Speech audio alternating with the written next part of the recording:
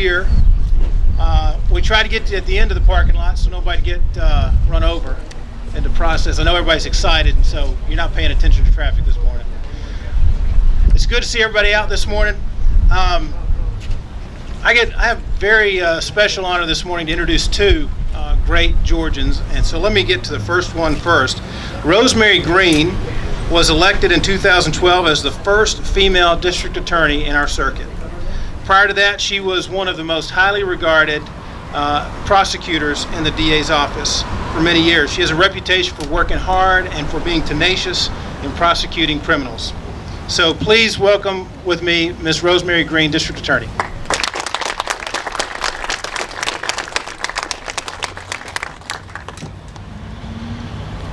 Thank you, Chris, for those lovely words. And Governor Deal, welcome to Bartow County. It is an honor to have you with us here today. I have been asked to talk today a little bit about Governor Deal and the criminal justice reforms that he has implemented here in the state of Georgia and how that affects prosecutors and law enforcement throughout our communities. For most of the citizens of Georgia, criminal justice is not something that you ever want to think about. But for those of us who are involved in the process, it is always important that we understand that this is not an abstract idea or a political talking point that we come and speak about. It is something that is very real. It is real to the victims, the offenders, and to the taxpayers of our communities. It is important that we recognize that we have to be responsible stewards of our taxpayer dollars and issue justice fairly and firmly throughout the state. When Governor Deal came into office in 2010, he took a step forward with criminal justice reform and became a leader, not only in the state of Georgia, but also throughout our country.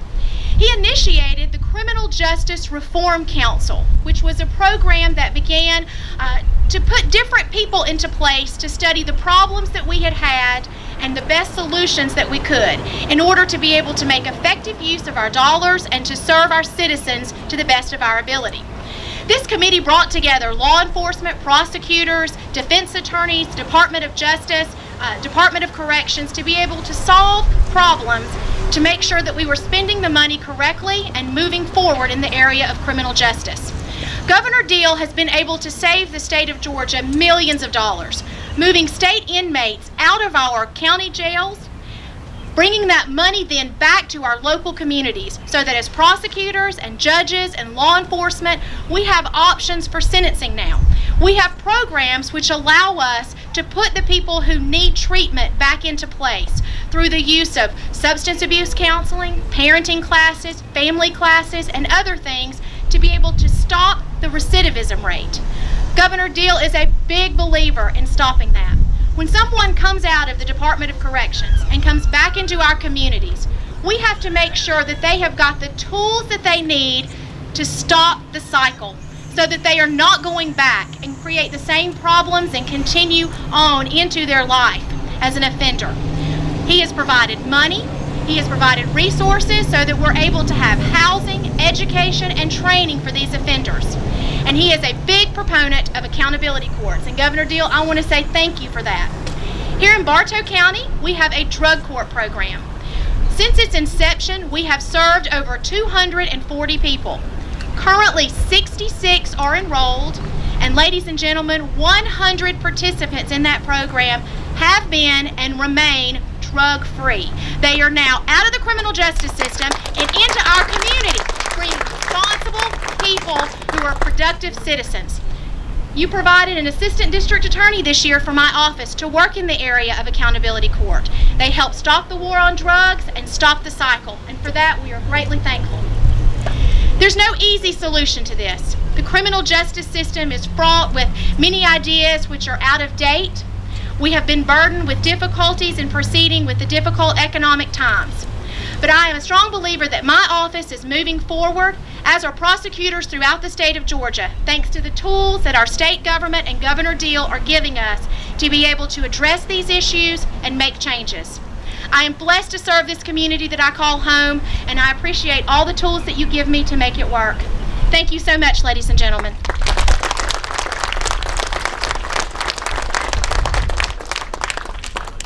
Thank you, Rosemary. I can stand here and give you a long list of accomplishments that Governor Deal has achieved in the first 4 years that he served as our 82nd governor.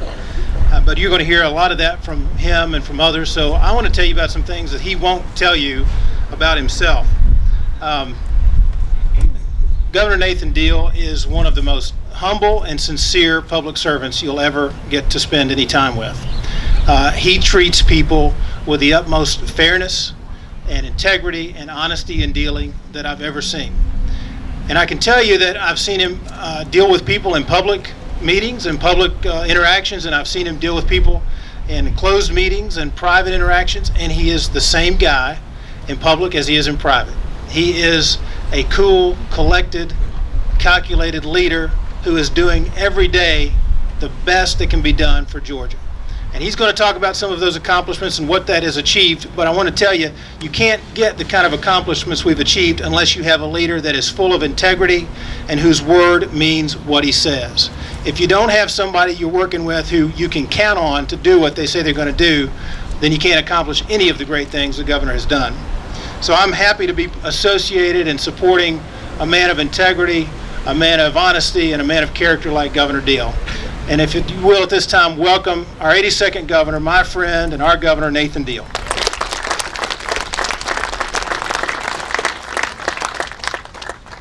Well, thank you very much, Representative Coomer. I appreciate that, and I am honored to have him as one of my floor leaders who works very closely with my office during the legislative session and continues even after the session is over with.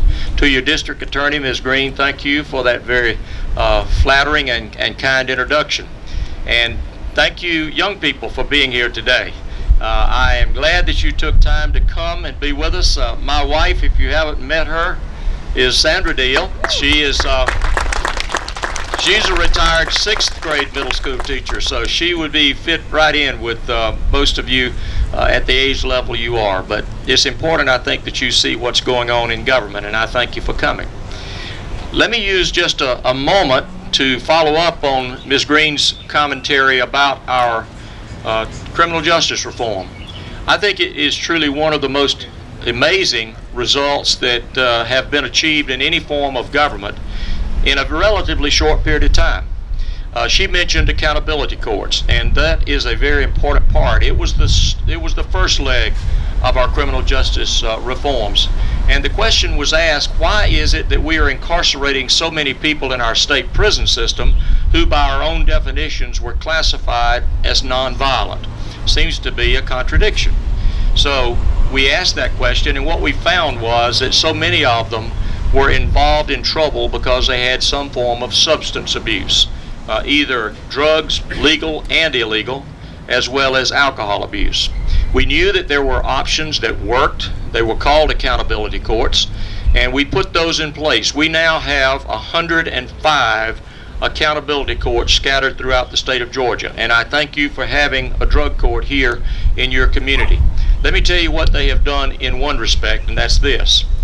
In the first quarter of this year, there were 4,100 individuals in drug courts or other accountability courts scattered throughout our state. Almost without exception, most of those would have been in our state prison system, costing $18,000 per bed per year to keep them there. These courts are working. One of the things that they have done is they have reduced the jail backlog. When I became governor, we had a huge backlog of state prisoners who we didn't have room to pick up and take off the hands of the local sheriff's offices. They were backed up in local jails. In 2011, the state was paying in excess of $25 million to local sheriffs to keep state prisoners because we didn't have room to pick them up. From $25+ million down to the 2014, the end of the fiscal year 2014, a couple of months ago, it had dropped down to slightly over $40,000. That's a savings of about $24 million a year, which is not insignificant, quite frankly. But the more important thing that it is accomplishing is it is giving people a second chance. It is dealing with the source of the problem that got them in trouble in the first place, and that is generally some form of addiction. Going into a drug court is not a simple process.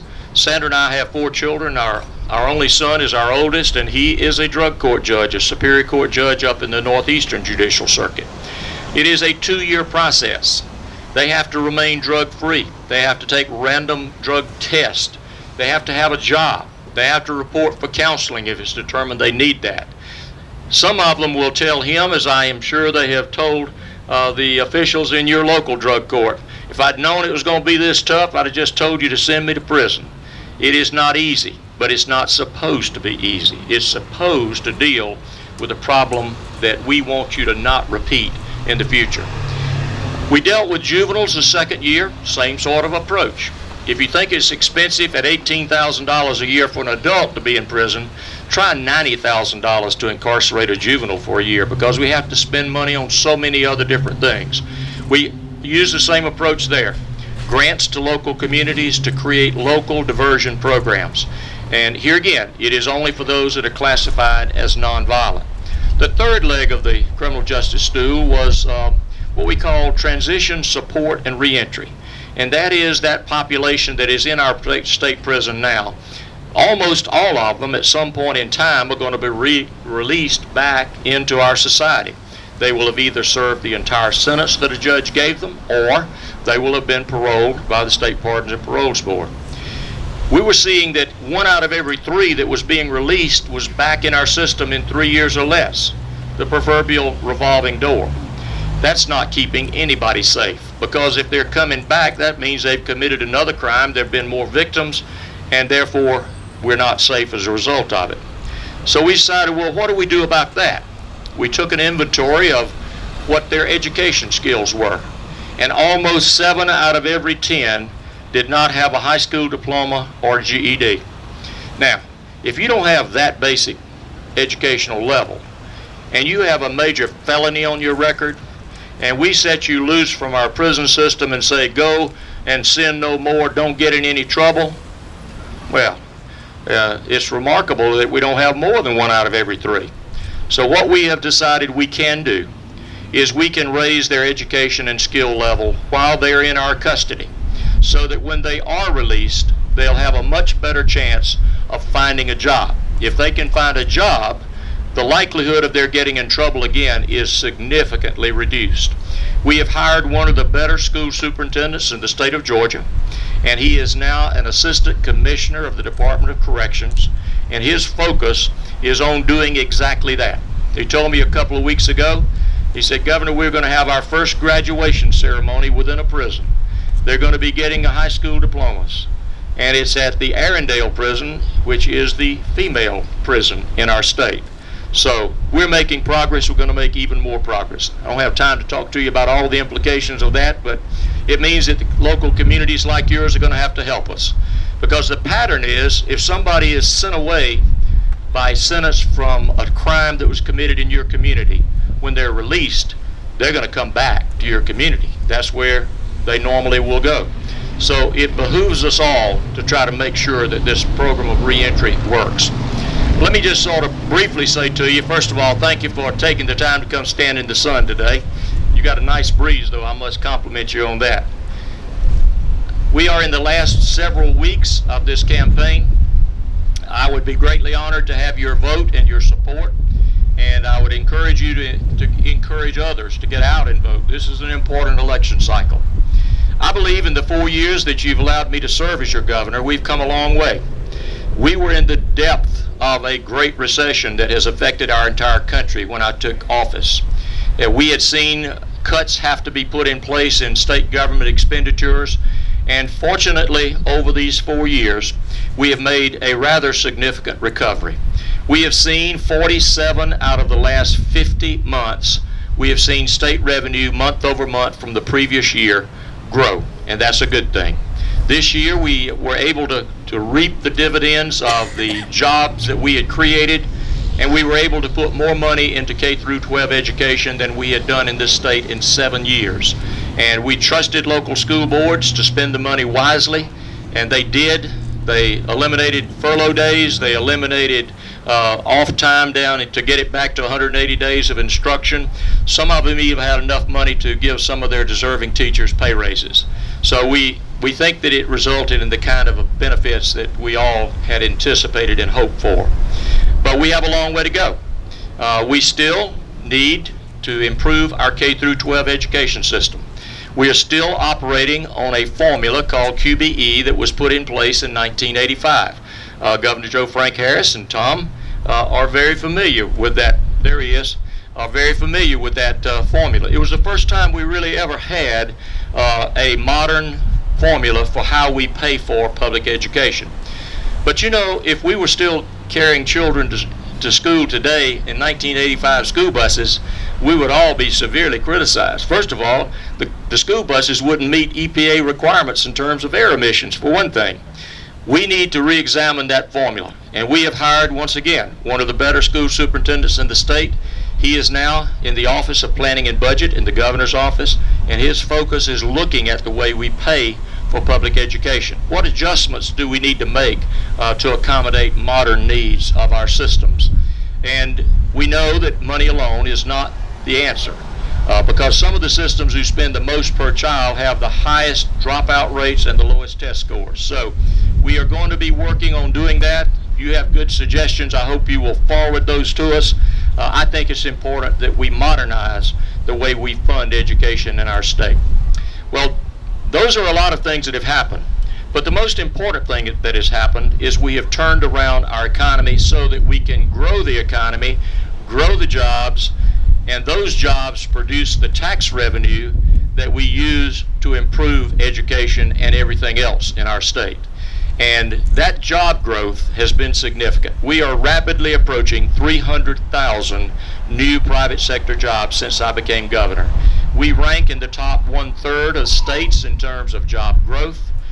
We are seeing a job growth rate of about 4.5%, which exceeds the national average, and we are very pleased that that process is continuing and ongoing.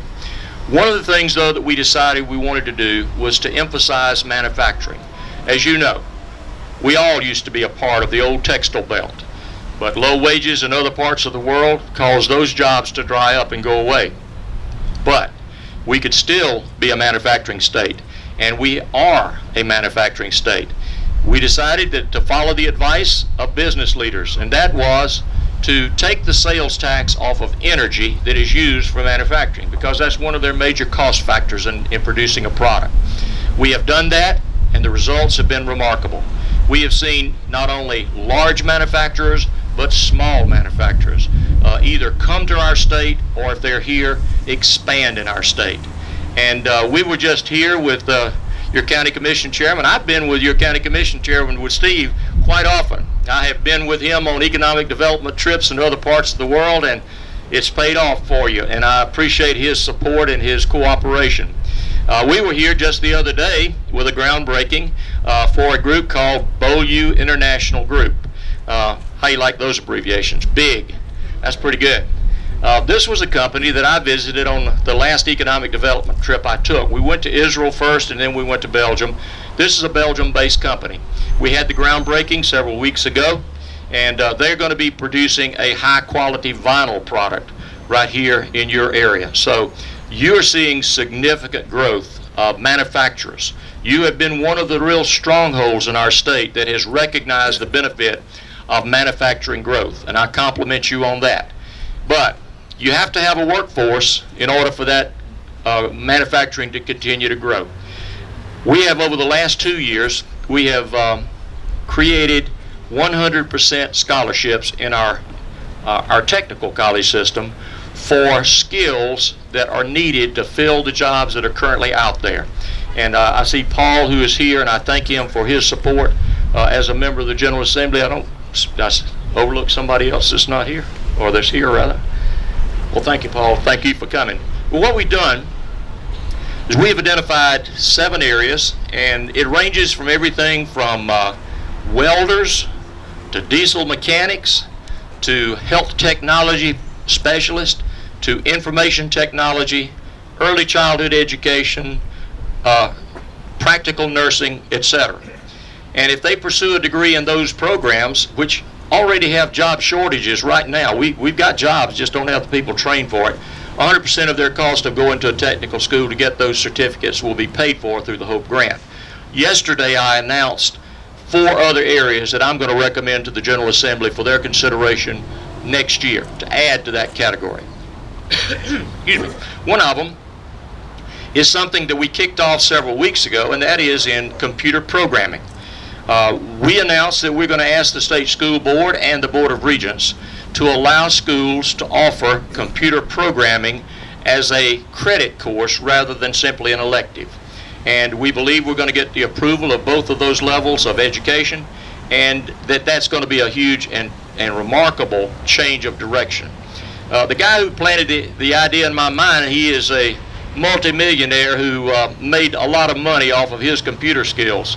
And he asked me several months ago, he said, "Governor, have you ever thought about whether we should give credit for computer programming maybe as a substitute for a foreign language? Because after all, the language of computer programming is a foreign language." Well, I don't know about you, but it's a foreign language to me. But it is a foreign language that has meaning in terms of job opportunities. In fact, at Georgia Tech, where we made this announcement the other day, they say that the highest placement rate and the highest starting salary of any degrees that they offer is in computer programming. So, yesterday, one of the areas that I'm going to ask the General Assembly to put 100% tuition for is people who will go to our technical schools and become better educated and qualified in computer programming. Now, this is not just people who are going to go into the IT world. We're told that there is a great shortage of just computer programmers for individual companies, individual businesses who need somebody on their staff with those kind of skills. So, that's one of the areas. The other area is one that's pretty obvious to you as well, and that is in the film industry.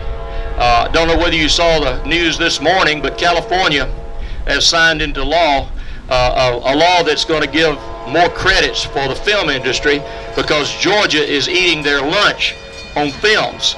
We are now the 3rd ranked state in the country, only behind California and New York. And we see that continuing to grow. It has a $5.1 billion economic impact on our state. That sounds like money, doesn't it?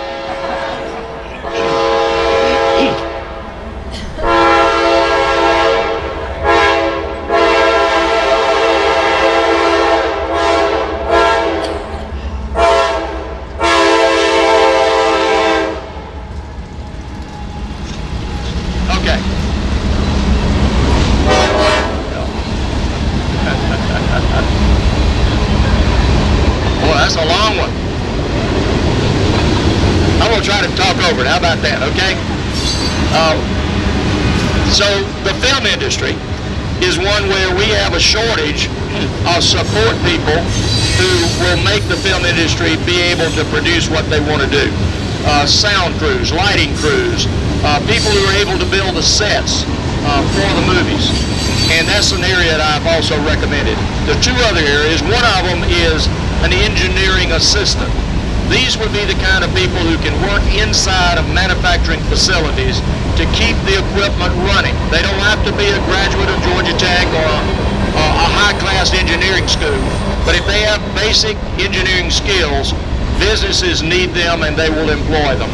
The other is in precision manufacturing. We are seeing more and more precision manufacturing come to Georgia. And those companies need the skills of people who are trained specifically to do the kind of production that they are equipped to produce. So I believe that the General Assembly is going to follow those recommendations, and therefore we will have 11 categories where 100% of the tuition will be paid for someone who goes to our technical schools. And the good thing about it is these will not be degrees that you get a degree and have to go home and live in grandmama's or mama's basement. You'll be able to go get a job because the jobs are already out there waiting on you. So, young people, y'all might want to think about that as you get a little bit older. Well, thank you all for taking time to be with us today. I know it's warm and I won't talk any longer, but I do need your support. I need your vote. I encourage you to ask your friends and your family and those with whom you associate to be sure they get out and vote too. This is an important election year. We don't need the people to stay home. We need them to get out and vote. Thank you for your hospitality and being with you today. Thank you.